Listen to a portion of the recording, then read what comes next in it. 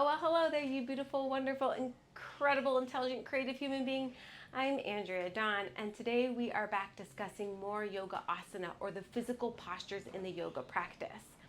And by studying the postures, why we do them, their metaphorical significance, we can give our physical practices more meaning and thus more benefit. And so I think it's really helpful to understand the why behind the postures and give us some reflective, contemplative questioning to do when we're off of the mat, so that when we are on the mat, we can create these samskaras, or these connections between the posture and something more grand, so that we can stop the mind chatter. Because if we remember, when we look at the Yoga Sutras, Yoga Chitta Vritti Nirodha, yoga is stilling all of the vrittis, all of the thought waves in the mind. And our practice gives us the ability to develop that skill.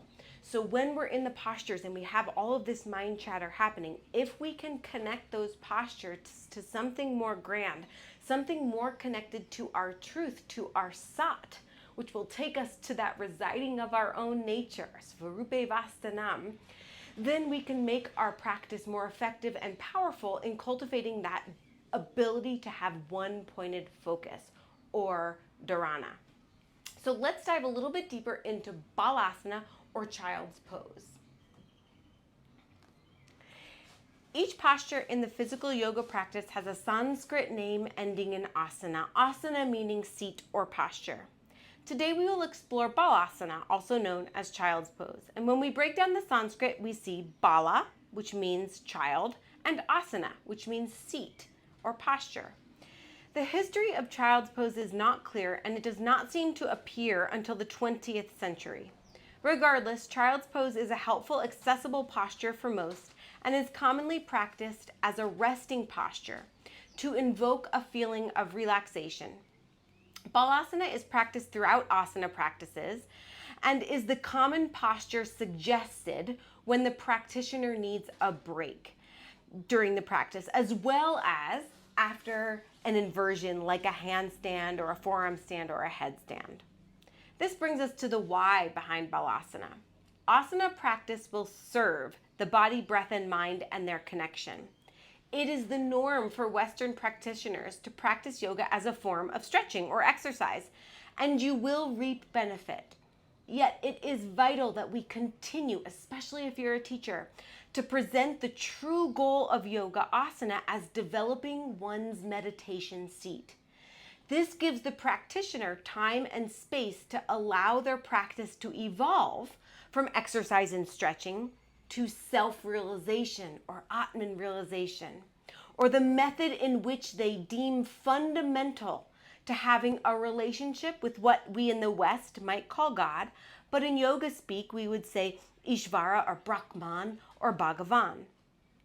Balasana promotes relaxation, spinal flexion, and lengthening in the spine, stretching of the ankles and the shins, and hip mobility.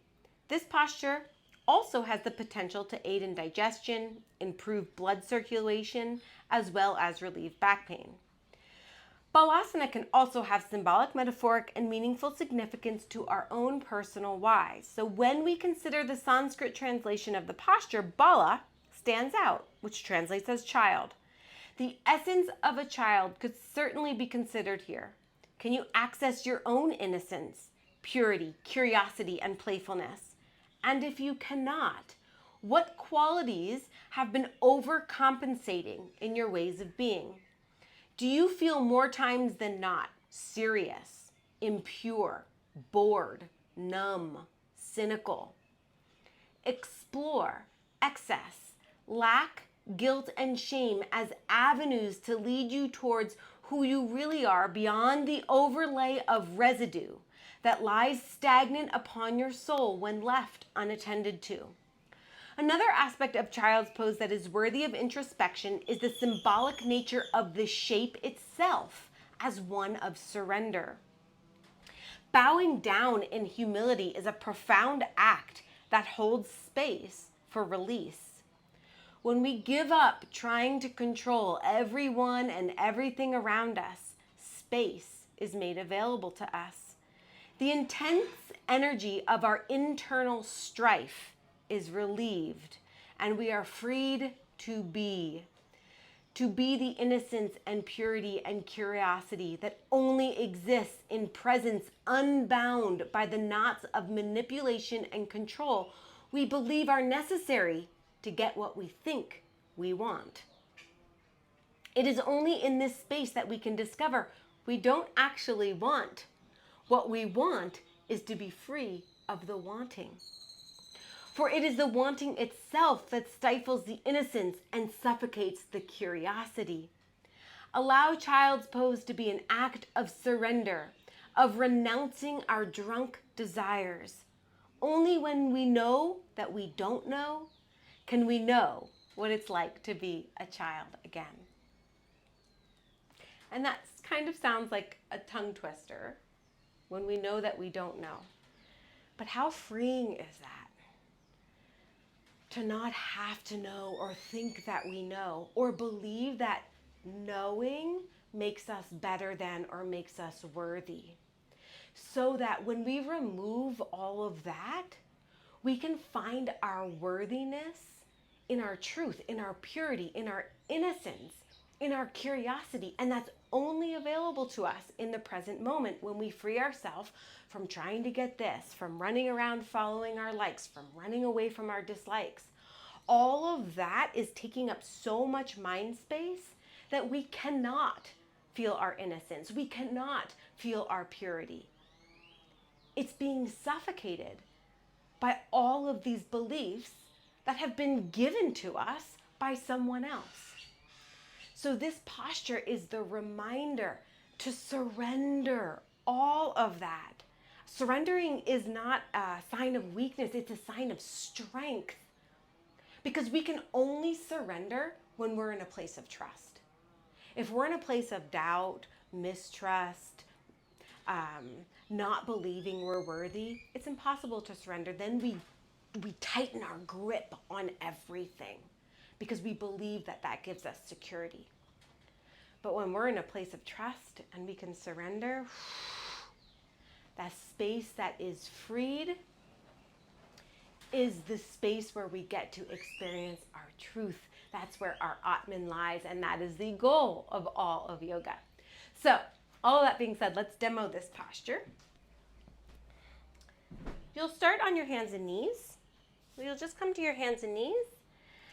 And from there, sit your bum back onto your heels. Keep your arms outstretched. Rest your belly and your chest on your thighs and place your forehead down. So that's your traditional child's pose. And then you can work on your breath there. There are so many variations of child's pose, right? So if it feels like it's too much pressure with your belly and your chest on your thighs, you can always come to a wide leg child's pose. Or again, you'd start in all fours, but this time you'd bring your toes together and your knees out wide. And then sit your bum back. So now your belly has more space to be. So oftentimes I like that, especially if I'm feeling bloated. But sometimes that compression and that pressure when we do have the legs closed can aid in digestion as well. Other things you could do here with your arms, you could make it a little bit more intense by coming up onto the fingertips and tenting the fingers. Right? You could make it a little bit more relaxing by taking the arms behind you and letting the shoulders round down. You could make this about side bending, right? So you could walk over to one side and over to the other side. You could do things like thread the needle here, right? Other ways that you can prop this. If it feels like it's just too much on your lower legs, you could double fold your mat. You could place a blanket underneath you. You could place a blanket underneath your forehead. You could also, if you want to intensify, use that blanket to rest your elbows on and then bring your hands to prayer behind your head. So many different options for your child's pose. And remember, this posture can be used as a resting pose. It can also be used like after you do a headstand or something where you're upside down to give yourself that time and space to recalibrate, recenter before you come back up. Many, many more options for your child's pose. I hope this gives you a place to start so that you can access that place of curiosity and go from there. I hope this was helpful in you understanding Balasana or child's pose. Make sure to like, make sure to subscribe so that you see these videos coming in weekly. And it is always a blessing, honor, and privilege to explore and walk this yoga path with you. My heart sees and feels and smiles to yours. Namaste.